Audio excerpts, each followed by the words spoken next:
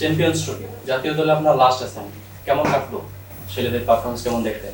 খুব যে ভালো হয়েছে, আশানুরূপ হয়েছে সেটা বলার সুযোগ নেই, কারণ আমরা দুটো ম্যাচ হেরেছি। একটা ম্যাচ বৃষ্টির কারণে হয়নি পাকিস্তানের সঙ্গে। আসলে ম্যাচ তো জেতা হারার ঘটনা ঘটতেই পারে, বাট হারার ওয়েটা যেটা ছিল, যতটা প্রত্যাশা ছিল সেটা হয়নি। সেই জায়গা থেকে আসলে বলতে হবে যে আমাদের এই চ্যাম্পিয়ন্স ট্রফিটা খুব একটা ভালো করেনি দল। তবে আপনি যেটা কোশ্চেন করেছেন, ন্যাশনাল সিলেক্টর হিসেবে লাস্ট অ্যাসাইনমেন্ট, ন্যাশনাল সিলেক্টর হিসেবে আমার যেই কাজটা ছিল টিম সিলেকশন করা, সেই কাজটাতে আমরা মনে করি যে সাকসেসফুলি করেছি। কারণ অপশন জায়গা থেকে চিন্তা করে এবং বেস্ট কম্বিনেশন জায়গা থেকে চিন্তা করে আমরা যেই টিম সিলেকশনের কাজটা সেটা বেস্ট করার চেষ্টা করেছি। দিন শেষে রেজাল্ট করার ক্ষেত্রে তো অনেকগুলো বিষয় জড়িত থাকে।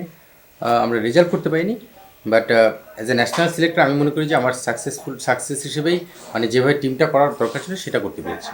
সাকিব আল হাসান অনেকদিন যাবতীয় দেশের বাইরে, ওনার খেলার ব্যাপারে আপনি একটা আক্ষেপ নিয়ে বলেছিলেন ওনাকে রাখতে পারলে ভালো হতো। তো এই ব্যাপারে না রাখার ক্ষেত্রে বোর্ডের কোনো প্রেশার ছিল কিনা বা সার্বিক পরিস্থিতিতে রাখা যেত কিনা?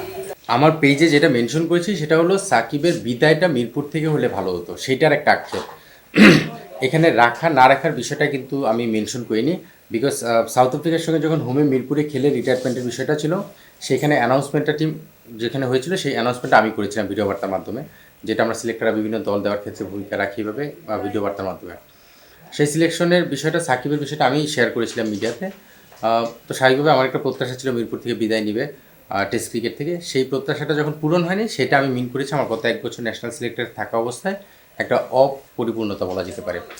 আর সাকিবকে ন্যাশনাল টিমে রাখা না রাখার, আপনি যেটা বললেন যে কোনো প্রেশার বা কোনো সিচুয়েশন হয়েছিল না, আসলে আহ, আমরা টিম সিলেকশনের যে প্রক্রিয়াটা, সেটা হচ্ছে একটা প্লেয়ারকে যখন আমরা সিলেক্ট করি, আমরা প্রথমে আমাদের ডিপার্টমেন্ট, অপারেশনস ডিপার্টমেন্ট, তাদের কাছ থেকে প্লেয়ারের অ্যাভেলেবিলিটি সম্পর্কে ইনশিওর করতে বলি, যে কে অ্যাভেলেবেল আছে।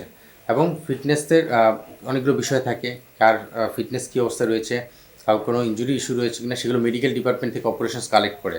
পাশাপাশি কারো দেশের বাইরে কোনো অ্যাসাইনমেন্ট রয়েছে কিনা, অন্য কোনো অ্যাসাইনমেন্ট রয়েছে কিনা, পারিবারিক কোনো অ্যাসাইনমেন্ট, বিভিন্ন বিষয়গুলো ইনশিওর করে অপারেশনস ডিপার্টমেন্ট থেকে। করার পরে তখন আমাদেরকে জানায় যে এই প্লেয়াররা অ্যাভেলেবেল রয়েছে, এই প্লেয়াররা অ্যাভেলেবেল নেই।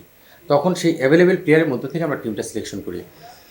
সাকিবের বিষয়ে সেই বিষয়টাই ফলো আপ করা হয়েছিল, সেভাবেই ফলো করা হয়েছে। আমাদের অ্যাভেলেবিলিটির বিষয়টা ইনফর্ম করার পরেই বা তারপরে আমরা সিলেকশন প্রক্রিয়াটা শুরু করেছি। সেখান থেকে সাউথ আফ্রিকার সঙ্গে যেই টেস্টটা দিয়ে বিদায় নেওয়ার কথা, সেখানে অ্যাভেলেবেল আমাদেরকে ইনশোর করা হয়েছিল, তখনই আমরা টিম অ্যানাউন্স করেছিলাম। পরে দেশের প্রেক্ষাপট আপনি দেখেছেন কীভাবে কী হয়েছে সাকিবের বিষয়টা নিয়ে। সেখানে অন্যরকম সিনারি আসার পরে হয়তো বোর্ড তখন নিজের থেকে একবারই অনেকগুলো সিদ্ধান্ত মেক করতে হয়েছে। সো সাকিবের টিমে থাকা না থাকা এই বিষয়টা বোর্ড আমাদেরকে কখনো প্রেশার দেয়নি।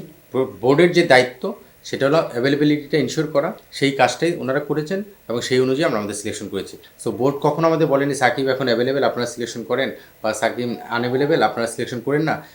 এই প্রক্রিয়াটাতে আমরা আসলে ইনভলভ না। অ্যাভেলেবিলিটির বিষয়টা ক্রিকেট বোর্ড থেকে ডিরেক্টলি ফলো আপ করা হয় এবং সেটা জেনে আমরা সিলেকশন করি।